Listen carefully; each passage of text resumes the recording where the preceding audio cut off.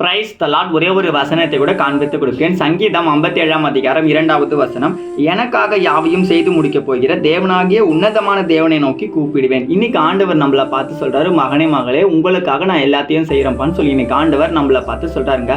இந்த வசனத்துல குறிப்பிட்டிருக்கு, தாவீது சொல்றாரு, நான் ஆண்டவரை நோக்கி கூப்பிடுறேன், ஏன்னா ஆண்டவர் எனக்காக செய்யறாருன்ட்டு. இன்னைக்கு நம்ம யார் நோக்கி கூப்பிடுறோம் கொஞ்சம் யோசிச்சு பாருங்க. நமக்கு உதவி அப்படின்னு ஆண்டவரை நோக்கி நம்ம கூப்பிடவே மாட்டோங்க. உங்களுக்கு ஒரு சின்ன ஹெல்ப் அப்படின்னு ஒரு சின்ன காரியம் உங்க வாழ்க்கையில தேவைப்படுதுன்னு நீங்க ப்ரேயர் பண்றீங்களா?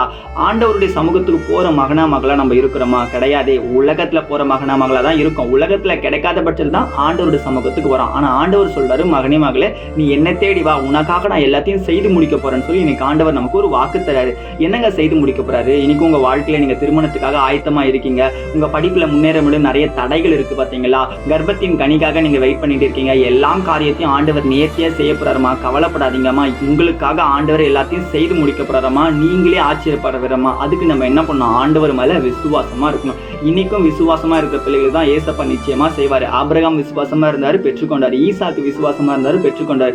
நீங்களும் விசுவாசமா இருக்கும்போது ஏசப்பா கிட்ட எல்லா காரியத்தையும் பெற்றுக்கொள்வீங்க. ப்ரேயர் பண்ணுங்க, நிச்சயமா உங்க லைஃப்ல நடக்குங்க. விசுவாசிக்கிறீங்கன்னா ஆமீன் போட்டுக்கோங்க. இதே போல ஆகிற வசனத்தை நான் ஃபாலோ பண்ணிக்கோங்க. God bless you. ஆமீன்.